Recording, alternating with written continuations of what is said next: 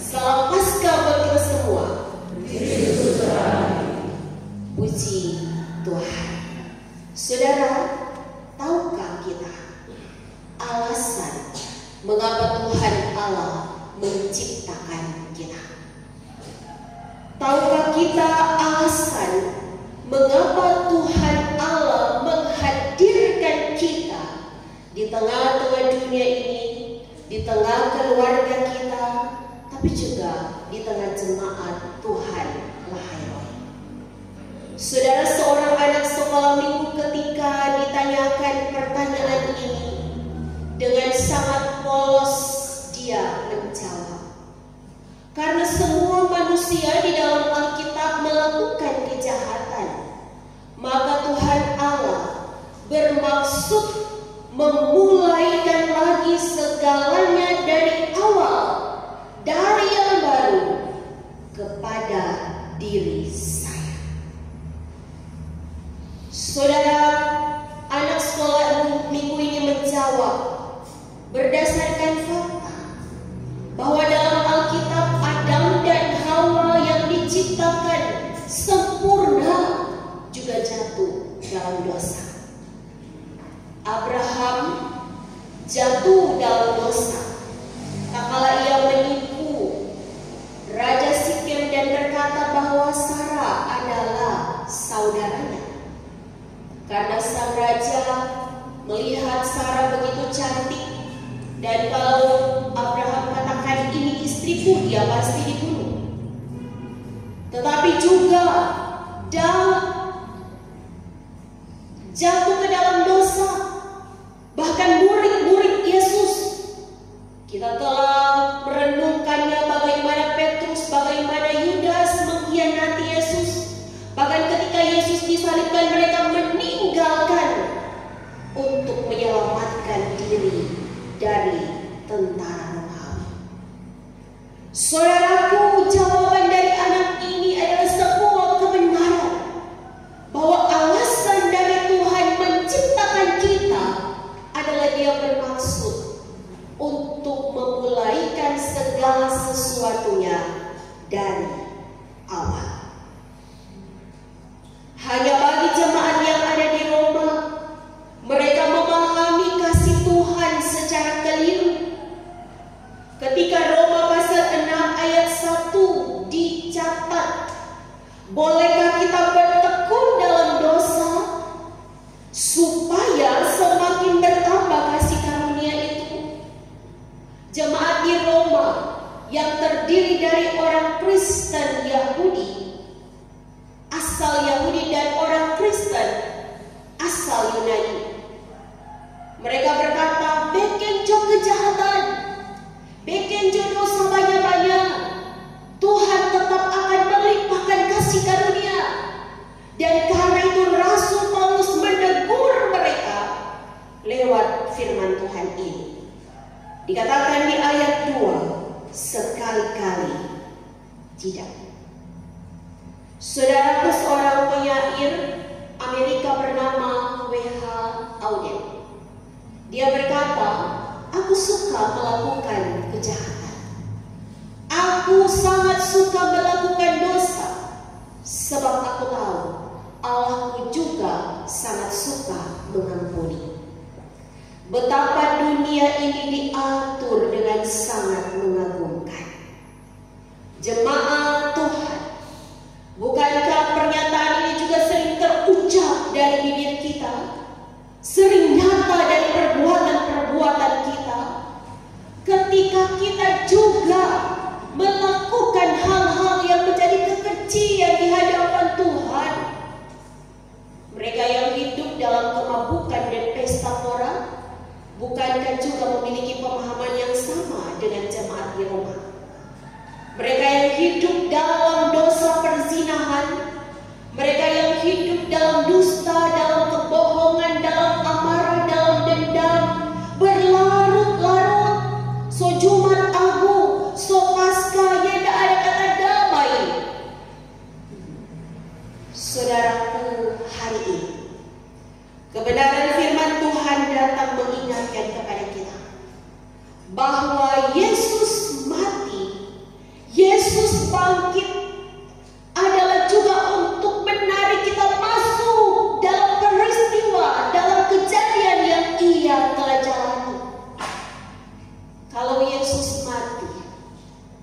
kita juga mati dari dosa kita. Kalau Yesus bangkit, maka kita juga bangkit pada hidup yang baru. Saudara yang dikasih Tuhan, Allah itu dinyatakan dengan apa? Dengan sakramen baptisan. Pada Jumat Agung kita telah belajar tentang sakramen perjamuan kudus. Dan firman Tuhan hari ini kembali mengingatkan bahwa sakramen yang kedua, yakni baptisan, adalah sebuah tanda bahwa kita yang dibaptis telah mati bagi dosa dan bangkit dalam hidup yang baru. Saudara, baptisan dalam bahasa Yunani baptisma itu kata benda. Dalam tata bahasa Yunani, kata benda nominatif, netral, tunggal. Artinya apa? Bahwa tanda baptisan ini berlaku bagi semua orang, mau laki-laki, mau perempuan, karena itu ditunjuk dengan sifat netral. Tetapi netral tunggal, artinya masing-masing diberi karunia keselamatan lewat baptisan. Kekristenannya tidak sama dengan saudara-saudara kita yang tidak percaya Yesus, yang berkata kalau istrinya soleh maka suaminya masuk surga, kalau orang tuanya soleh maka anak-anaknya masuk surga. Kekristenan adalah tentang tanggung jawab pribadi. Keselamatan adalah tentang tanggung jawab pribadi. Sehingga dalam keluarga tidak ada kata istri cobi ibadah, suaminya tidak usah. Kalau istri somegi kita lesus selamat. Atau orang tua berkata anak-anak jo yang pergi, kita mencari jo orang tua. Kalau anak-anak masuk ibadah, berarti orang tua juga akan selamat. Sekali lagi, keselamatan itu adalah pribadi kita masing-masing. Saudara, baptisma kata benda, kata kerjanya adalah baptiso.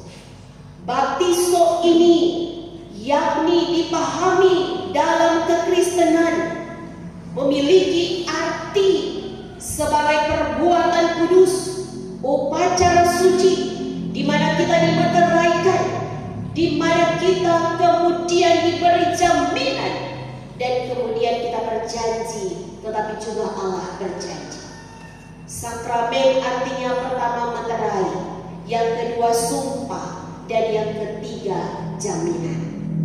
Saudara yang dikasihi Tuhan Allah, dikatakan di ayat 3, tidak tahukah kamu bahwa kita yang telah dibaptis dalam Kristus telah dibaptis dalam kematiannya.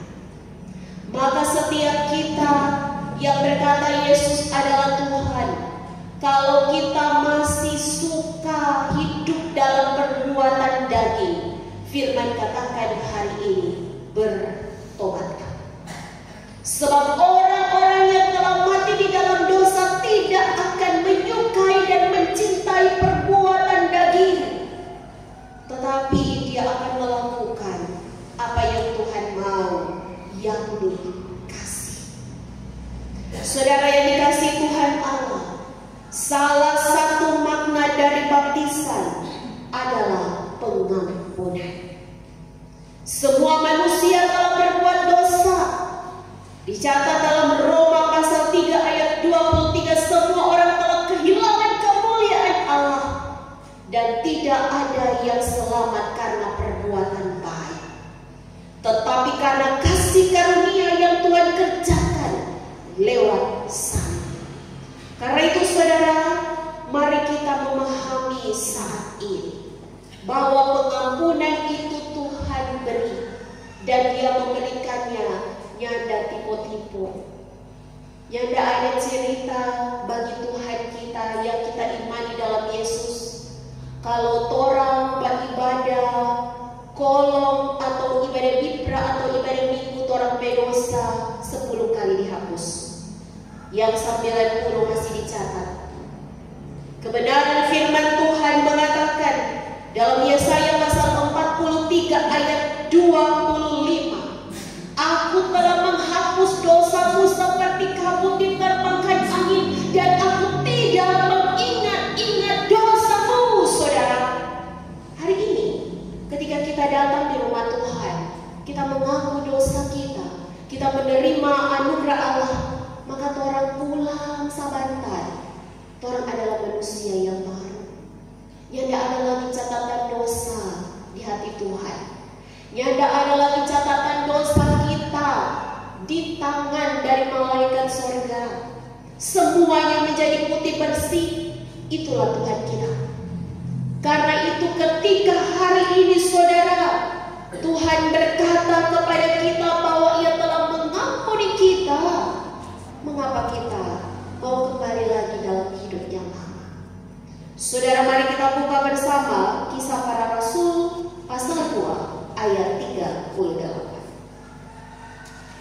Kisah Para Rasul pasal 2 ayat 38.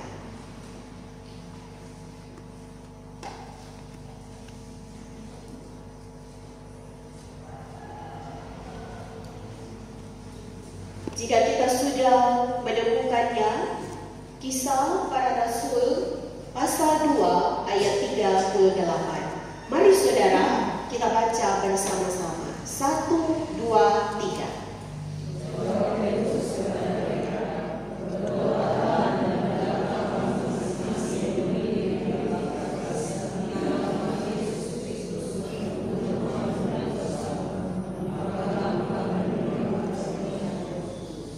Saudara, anugerah pengampunan Alkitab mencatat diberikan kepada orang yang telah dibaptis.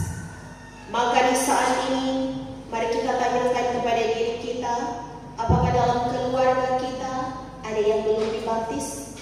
Mari kita hidup dalam pertobatan, kita memberi diri, sebab dengan baptisan kita mati dan bangkit bersama dengan Yesus. Markus 16 ayat 16. Saudara, mari kita buka bersama firman Tuhan ini. Markus 16 ayat 16.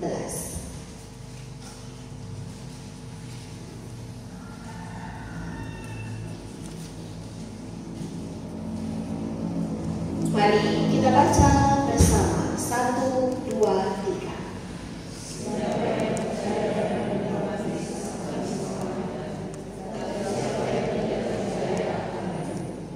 Saudaraku, inilah firman yang menegaskan pembacaan kita dari Roma pasal 6.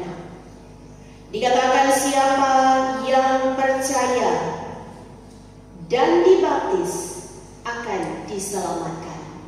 Juga menjawab ketika kita mendapatkan pengajaran bahwa baptisan adalah juru selamat. Kalau kita tidak dibaptis dengan cara begini, dengan cara begitu, maka kita tidak selamat. Itu sama dengan mengatakan baptisan adalah juru selamat dan Yesus adalah nomor 2. Tetapi firman Tuhan katakan akan diselamatkan, bahwa Yesus pribadi yang menyelamatkan, dan baptisan itu adalah tanda.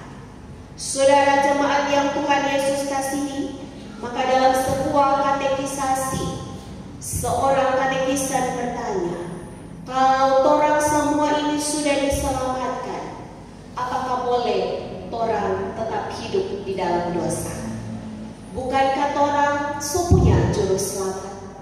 Kalau orang ini sudah diselamatkan, kan tidak mengapa hari ini saya berdusta, besok dan sebentar minta ampun. Tuhan ampuni dosa. Saudara, kekristenan adalah sebuah kemerdekaan yang terikat. Mari kita buka bersama 1 Korintus pasal 10 ayat 23. 1 Korintus pasal 10 ayat 23.